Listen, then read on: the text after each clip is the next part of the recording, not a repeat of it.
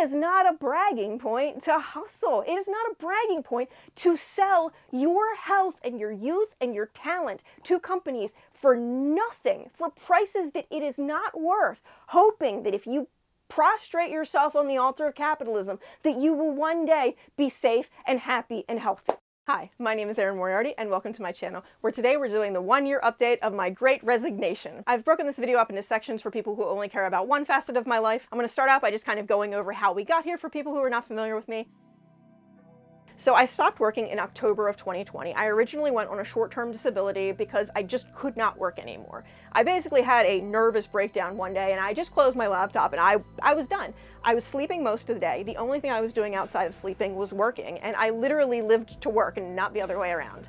I couldn't deal with it anymore. Like, even if I wanted to, like, I just could not physically will myself to go through the process anymore, so I went on disability. Now, if you've never been on short or long-term disability through your employer, you don't know the hell that it can be. Because first off, like, if you're pregnant or if you have a broken bone or if you need a surgery or something like that, that's a little easy because they have concrete medical records that say this is what's wrong with you. When you have something that's like autistic burnout, chronic fatigue flares, things along the nature of what I was experiencing, they want you to prove that you're sick, and it's really hard to prove that you're unable to do things. One of the things that they wanted me to do was go to physical therapy twice a week, which was, when you're exhausted, you cannot do additional physical therapy. It's actually bad for you, especially given the type of illness that I was dealing with, the type of exhaustion that I was dealing with. So I literally was making myself even sicker doing this full-time job of going to 2 physical therapy appointments a week, usually 1 to 2 doctor's appointments a week. I had a lot of paperwork that I had to fill out for disability. It literally was as much work as my job was. And I realized that as much as I needed the security of my income and I needed the security of my health insurance, I couldn't deal with that anymore. My job was literally the thing that was making me worse, and I needed to get rid of it. So December of 2021 is when I quit my job because I couldn't deal with that anymore. I had done 3 months on short-term disability, and I tried for like a year to prove that I was sick enough to be on long-term disability. And even though I had a lot of little things wrong with me, they would just tell me, okay, well, because you have ADD, you just need to rest more. And because you don't have a lot of energy, you need to exercise more. And because you have back pain, you need to exercise more. It was just a lot of things that conflicted with each other, and if you had half a brain and weren't just looking for ways to tell me no, you would realize that it was completely infeasible for a human being to try and do what they were trying to get me to do. If there's an interest, I will do a video on short-term disability and long-term disability. I've done it 3 times with 3 different companies, and it has been hell every time. So if you're interested in that, let me know down below. At the beginning of January 2022, I decided that the #1 focus that I needed to put forward was my healing. I had tried to just put my body on the back burner. I had tried to make that a secondary focus for so long that it just needed to be the primary focus for once and for all. And the good thing was, by the time we got to this point, my family was pretty much understanding of the fact that I was getting sicker and sicker and sicker and sicker and sicker, and I could no longer effectively care for myself. So in January, my biggest priorities were basically just listening to my body and learning how to understand the signals that it had been giving me that I had been ignoring all my life, because a lot of our culture is centered around, don't take too many bathroom breaks at school, you need to eat on these exact times, you need to sleep on these exact times, and that didn't work with my system. It basically meant that I was ignoring all of the hunger, thirst, sleep signals that my body was giving me and trying to inform it with an entirely different structure that it didn't love. Realistically, the biggest thing that I did was sleeping when I need sleep, eating the foods that my body crave, and just not pushing myself too hard. So much of this culture with surrounding ADHD and not being able to have executive function is like surrounding getting the executive function to do things, and there's not enough, in my opinion, consideration to why is the executive function not there? Are you trying to do something that is counter to what the body thinks it needs to do to survive? Because in my case, that was what was happening most of the time. Editing Erin here, I didn't expand on this point enough. What I meant to say is, often when we don't have the executive function to do something, we don't really analyze why we don't have that executive function. We just assume it's because of our ADHD, and we take a pill and we move on. And what I started figuring out when I examined why I didn't have the executive function to do things, a lot of these things were not things that I actually wanted to do. They were things that were contrary to my priorities or my values. And when I actually stopped and looked at that, that became clear. And just taking the medication and just pushing through, you're not actually analyzing, okay, is this something that is actually helpful for my body to do, or is my body not letting me do this because it's bad for me? I was taking my ADHD medication to try and get my body into a position where it could do the things that it needed to do to keep a career, to keep the insurance, to keep my medical needs met. I genuinely believe that one of the cruelest things that we have done in our society is associate someone's health insurance with their work and their vocation, because A, it gives your employer way too much control over you, especially when you need your health insurance because you're sick. I had so many harmful ideals surrounding rest, surrounding what foods you were supposed to eat and when, and I just had to throw that all out, ignore everything that society had told me about things like food and rest and productivity, and relearn how it works for my body. And I started eating the foods that my body craves, which are a lot of things that doctors had told me to avoid. There's a lot of carbs, there's a lot of grain, there's a lot of salt, there's a lot of red meat. That's what my body runs best off of, though. When I give my body those things, it gives me the energy to go forward. I also needed to realize that the energy that I was putting into masking in autistic terms, i.e. trying to put on a facade that the people around me would find acceptable, that took a lot of my energy. So anytime I wasn't alone, I was expending all of this energy trying to be this person that other people would like. And I realized that I couldn't do that anymore. Making connections with people like me did far more for me than all of those doctor's appointments that my insurance company had wanted me to go through at the beginning. Doctors are so far behind on the cutting edge research on my disability that it's silly. They could not help me. And more so than that, the one doctor who was telling me the truth, that this was connected to my EDS/neurodivergency, that it was something that he had seen before, and that literally the only cure for it was rest, they don't want to hear that. The insurance company does not want to pay you to do nothing. A lot of times doctors are hamstringed by the system. The paperwork that my disability company was asking them to fill out was just asking them if I was capable of doing things like using a computer. And because I was able to schedule an appointment to go to the doctor using the computer portal, they legally had to tell the insurance company, yes, they are capable of using a computer. And that put me in a position where I couldn't get my disability anymore because my employer was telling them, well, Erin just sits at a desk all day long and works at a computer. That's all they need to do. Never mind the fact that I can't feed myself, I can't bathe myself, my mom's taking care of me all the time. Nobody looks into the deeper how you are supposed to live outside of your job. Forming an identity. The longer I was away from work, it was actually kind of harder for me because a lot of my identity, my entire adult life, had been centered around my career, what I did for a living, and things like that. Pay attention when you meet a new person. The large majority of people start off with questions about your career, about your relationships, things that I did not have.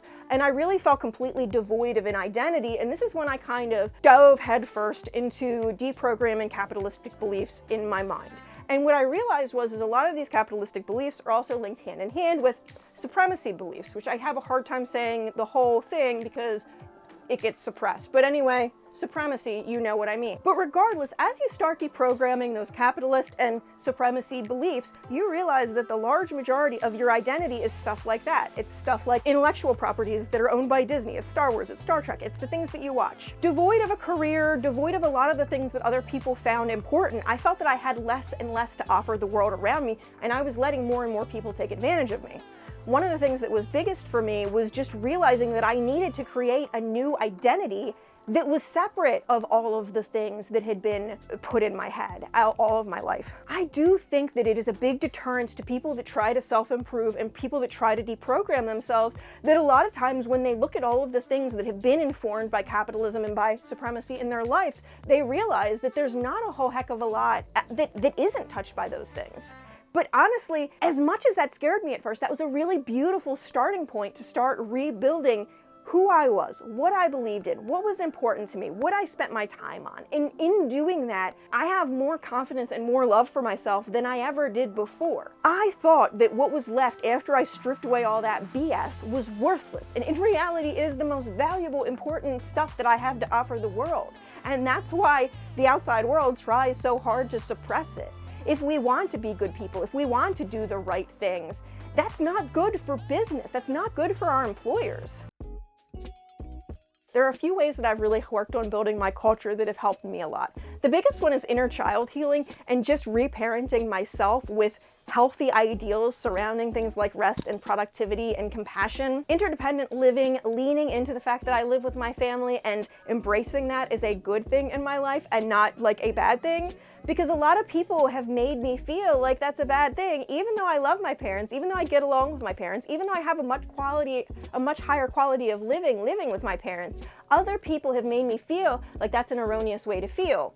And other people have made me feel like that's not a good way to live my life. Fairness, I kind of haven't figured a personal aesthetic. I have found a lot of aesthetics that I enjoy, but dressing in clothes, being in places that make me feel happy, that make me look the way I want to look, which sometimes I want to look like a princess. Sometimes I just want to look like an amorphous blob of clothing. Sometimes I want to look like a royal knight. All of those things I want and need for different reasons, and humoring those urges in different ways has made me happier. It's increased my self-confidence, and I love myself in a way that I didn't love before. And in watching less mass media and getting most of my content directly from people who are either like me or people who are completely different than me, who are living their lives and explaining their lives the way it works. In looking at more people, my sense of what isn't beautiful has completely changed. What you look at the most very greatly informs what you find attractive, what you want to look at. I think we've all experienced that time when we've seen an outfit and we're like, oh my God, that's ugly. I would get caught dead in that. But as that outfit became trendy and as everyone around us started wearing it, we embraced it and it kind of grew on us. A lot of the negative beliefs of society are kind of like that. We get exposed to stereotyping, we get exposed to the isms, and the biggest thing that I've realized recently is everything that you're exposed to has an impact on who you are as a person. If I watch a lot of anti-Black content, I notice that there's this voice in the subconscious back of my head that thinks things that I don't honestly believe.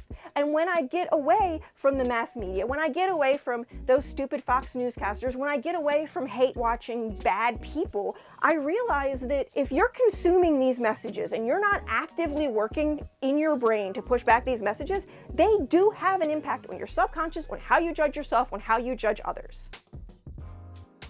Social. I think social was actually one of the hardest things for me because when I started to embrace both who I was, my authentic self, and I started unmasking my autistic self, I realized that a lot of people around me only tolerated me when I was being the person they wanted me to be. If I was in any way needy to them, if I did anything other than the transaction that they wanted from me, they weren't okay with that. And I realized that that's not a me problem, that's a them problem. Devoid of all of these messages about relaxation being bad and not doing stuff constantly being laziness, I realized just how much I have to offer the world. And if people around me can't see that, if people around me expect me to change in order to interact with them, like obviously I do my best to not cause harm to other people. I do my best to know what their boundaries are. I do my best to not pass or exceed those boundaries. But I can't change who I am as a person, or that will take a lot out of me. That will add dissonance to my self-image because my brain does not know which one is the real us. It adds dissonance because we know that people wouldn't like the real us, that they only like the person that we pretend to be when we're trying to make them happy. I think subconsciously on a lot of levels, we know that these people wouldn't accept us any other way. And so we put this out there because we think the friendship is worth it. And it's really not. People don't need to do anything bad to you to cause strife in your life or to harm the way that you are. All they need to do is just add a little, just act a little, when you're acting in your authentic self. And that causes you to pull back from who that authentic person that you are is. But what I've also found is getting rid of all of these people who are wasting my time and energy by expecting me to be something for them without giving me much back in return. Getting rid of those relationships and focusing on my authentic self and branching out to meet more people who are like me. I have met a lot of new people who are accepting me for who I am, who don't have this transactional relationship, who just want to be around me because of me. And those people are more valuable to my growth and my development. Productivity. This was one of the hardest things for me as well, because I have it beaten into me that if I'm not doing something, then I'm not being productive. So for the first couple months that I would rest, I would constantly be feeling guilty. I should be doing this, I should be doing this, I should be doing this, I should be doing this. Or I would try to convert my rest and my relaxation time into productive time. I did film podcasts, I did videos about lots of things. I did any type of content that I could based on the things that I was doing and consuming because I was desperate to try and make some money and some productivity happen in my life. And again, this was kind of a natural consequence of having all of those harmful influences still in my life. Because even though I didn't believe the things that they believed, when they were telling me about their insecurities because they only got X amount of work done, it kind of feeds my insecurities as well. I'm like, wow, you are insecure that you got that much work done and I got way less done. It is not a bragging point to hustle. It is not a bragging point to sell your health and your youth and your talent to companies for nothing, for prices that it is not worth, hoping that if you prostrate yourself on the altar of capitalism, that you will one day be safe and happy and healthy. You can be safe and happy and healthy and find alternate ways to survive. More communal living environments is a big one. This whole idea that we have that we should be independent people or nuclear families, that is a lot of work. That is more work than 1 or 2 adult people should be doing. And the reason that I know this is because it's me and my parents. It's 3 of us. We all share chores and things like that. Admittedly, my mom does a lot of them because she's good at them. She can do them efficiently. And because she doesn't have a job outside the home. That is a lot of work. It is a full-time job, realistically, for all of us, just trying to keep the house to a quote-unquote normal standard. Because there's so much maintenance on single-family homes and things like that. We take a lot of pride in our living environment in being able to afford our own place, especially if that place is a house. But I think going forward that one of the best decisions that a lot of us can make is trying to make more communal homes, having more hands to help out a little bit. The kind of Christian patriarchy belief is that we should have a lot of kids to be able to help out around the house. But like, kids are not born into this world to do work, and making them do a lot of work at a young age just ruins their childhood and their mental health and their sense of identity. On purpose, probably. The other thing that I've realized is by taking time to rest, to plan, to consider, to think, and to not just be go, go, go all the time, the quality of the things that I'm making when I am getting things out is a lot higher than I personally feel the stuff that I made before was. The ideas that I have are more informed by how I truly feel and not by how the outside world expects me to feel. And that's a good segue into my channel. So I was able to monetize my channel by making a video about Ned Fulmer. Initially, I was really reluctant to make anything commentary-wise because I am kind of still controlled by that Catholic gossip is bad thing. Gossip is good. Gossip prevents bad men from doing bad things. I've heard that like in the Philippines, things like serial killers just can't happen because the women have such a gossip ring that anybody who's done anything sus, everyone knows about it and everybody keeps an eye on them.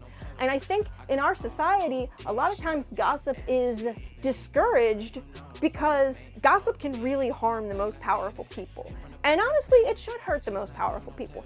If they are not being the people that they say they are, if they are hurting other people, then sure, more power to them. One of the things that I'm realizing though is that a lot of commentary channels are coming to commentary from a perspective that is very informed by capitalism, it is very informed by supremacy, it is very informed by those traditionalist values that a lot of us have. And that's not necessarily a bad thing because there are a lot of people in society that have that perspective. But what I can do and what I feel I have to offer this space is I actively work to deprogram a lot of the beliefs that society has tried to put into my head. And I think that my feedback on current issues is going to be unique and different in a way that a lot of people's isn't. I had planned to take a couple years to monetize my channel, so being able to do it in under a year was a huge success for me. I really haven't made a lot of money because none of my videos since that video have really gotten views. I took time out after my channel was monetized because I felt like I had a different responsibility. I have a different attitude about videos that see 100 eyeballs versus videos that may see tens of thousands of eyeballs. It had never occurred to me that that could happen before, so it really made me reflect on what kind of content I wanted to make, how I wanted to present myself to the world, and what values I wanted to present in my content. From there, I'm going to be doing We You, or What's Influencing Us, my shorter form show where we go over a couple of different gossip topics. That's going to be one of my biggest focuses going forward. I am going to do some longer commentary vids when I have a subject that warrants it, but I don't want to do like just 5-10 minute videos every day. That's a lot of editing. It's a lot of work that I just don't have. I am going to continue working on my journaling series. The first video of that just went up recently because I know that even though it didn't get a lot of eyeballs, the eyeballs that saw it really appreciated it. And I'm also going to be doing a series on building an authentic life outside of capitalism and supremacy because I feel like that is something that it was really hard for me to figure out the right direction to go. Because when you leave capitalism, sure, there are a lot of really inclusive, understanding, loving ways to see the world, but there are also some really, really bad ways that lead to bad places. And I really needed to be careful myself to not navigate myself down those paths. And I want to make it easier for other people who may feel like they're the only people going through this journey, that they don't know what to do, that they want to be their authentic selves, that they want to be a person who has worked through the capitalist beliefs that have been imposed on them, that have worked through the supremacist beliefs that have been imposed on them. I don't know what to call that series though. My concern is that I don't have enough of a following to survive an attack. If my videos end up on the wrong side of YouTube and they get popular on that side, I'm going to be very vulnerable to attack. So I am being very careful how I make those videos because I don't want any of my family to get hurt, especially being non-binary, especially being bisexual, especially being ADHD autistic. There are a lot of people that would stop at nothing to harm me, and I'm okay if they hurt me, but if they touched my family, I couldn't live with myself. I think that's all that I had planned for this video. If you've watched thus far, thank you very much, because I've rattled on a lot about inane things. Anyway, thank you very much. Have a lovely day. Bye-bye.